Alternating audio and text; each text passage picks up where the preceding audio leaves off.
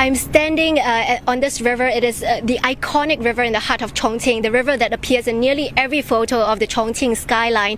And behind me, you can see how high the usual water level markings are on this bridge. But now this riverbed is exposed after days of high heat and no rainfall. Average precipitation here in Chongqing has dropped by 50% year on year, and that's caused 25 reservoirs and 66 rivers to dry up. Hydroelectric power generation capacity has dropped by half, and that's particularly critical for Sichuan province, which relies on hydropower for 80% of its energy needs. And not only that, it sells its power to East China, to places like Shanghai and Zhejiang, which is why those places are also putting in place some power conservation measures. And water levels across China are so low that some inland river shipping routes are no longer safe, and a lot of agricultural commodities that are imported passes through these shipping routes, which will now be extended by 5 days, which will push up business costs. And not only that, here in Chongqing, factories are asked to halt operations for 12 days, which is ironic because many of these energy-intensive industries located themselves in Sichuan province to take advantage of that cheap and abundant hydroelectric power. So all of this impact is going to be felt in the short term, at least until that heat wave dissipates by the end of the month. The UK government to draw up emergency measures to protect households and businesses from high energy costs moving into winter. Household bills have been soaring and are set to rise further, with tomorrow's announcements expected by the energy regulator. They will announce the latest cap on energy prices. Let's bring into the conversation Bloomberg's Lizzie Burden here in London, who's been investigating the UK side of this initially. Lizzie, what are we expecting from Ofgem then tomorrow? Because we've seen this cap rise and rise. Yes, we're going to see the price cap for the fourth quarter for consumers.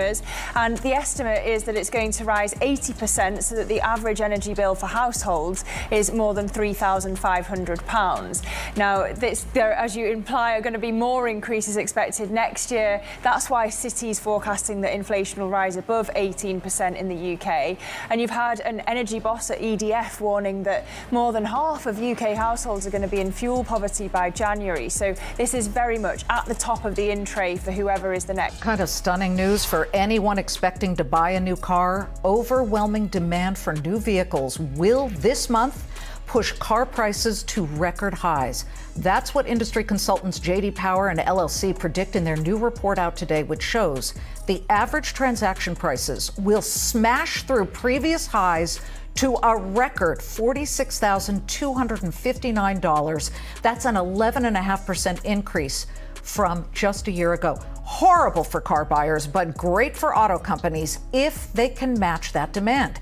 If the wait list for GM's all-electric Hummer pickup, which I just got up close and personal with about 2 weeks ago, is any indication, GM, which just last Friday reinstated its quarterly dividend, could be in a sweet spot. But with aggressive EV targets and an iffy economy in play, how will GM reach not only its own capacity goals and keep buyers happy while dealing with materials inflation and the chip shortage? Is possibly staring at a winter of unrest.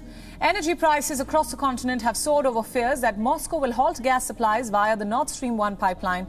In a bid to combat rising prices, European countries are now releasing dire warnings and introducing new measures to try and deal with the energy uncertainty.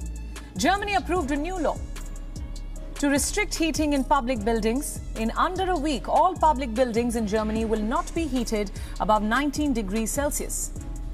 Monuments will not be lit up just for aesthetic purposes, and illuminated advertising boards will be switched off.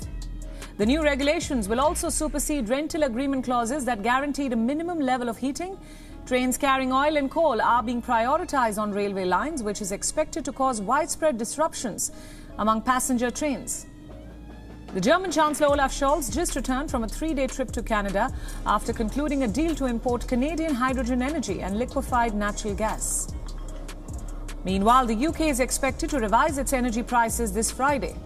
Fears are that the cost of energy for a household could skyrocket from around $2,300 a year to more than $4,100 a year.